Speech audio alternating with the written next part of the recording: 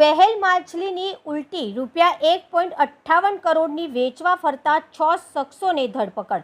વન્યજીવ સંરક્ષણ હેઠળ સુરક્ષિત વહેલ માછલીની ઉલટી એમ્બરગ્રીસ સાથે વડોદરાના અટલાદરા વિસ્તારમાંથી અડધો ડઝન શખ્સો કાર સાથે ઝડપી પાડ્યા. 1.65 કરોડના મુદ્દામાલને કબજે કરવામાં આવ્યો છે.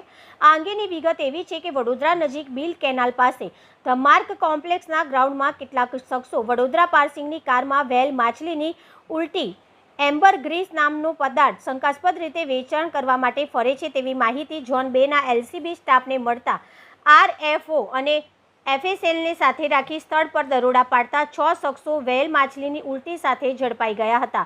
પોલીસે તેઓની પાસેથી ₹1.58 કરોડ કિંમતની વહેલ માછલીની ઉલટી, 6 મોબાઈલ અને કાર મળીને કુલ કિંમત 1.65 કરોડનો મુદ્દામાલ કબજે કરી તમામની પૂછપરછ હાથ ધરી છે. વહેલ માછલીની ઉલટી ક્યાંથી લાવ્યા અને કોને આપવાની હતી તે અંગે પોલીસ દ્વારા વધુ તપાસ હાથ ધરવામાં આવી છે. પોલીસની પ્રાથમિક તપાસ એવી વિગત બહાર આવી હતી કે શહેરના લક્ષ્મીપુરા વિસ્તારમાં રહેતો વ્રજ દવે નામનો શખ્સ વહેલ માછલીની ઉલટી ખાતરી કરવા માટે આપી ગયો હતો અને પોલીસને રેડ દરમિયાન તે ફરાર થઈ ગયો છે.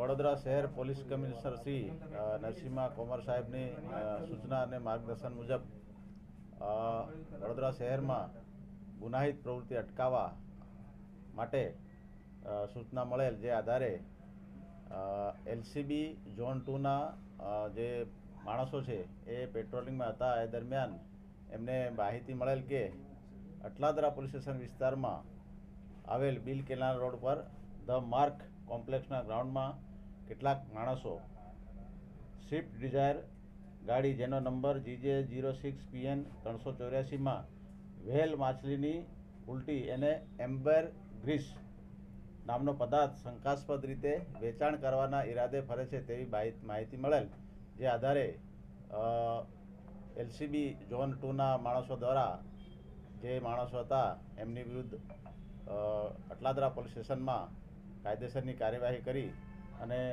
આગળની તપાસ હાલમાં ચાલુ છે.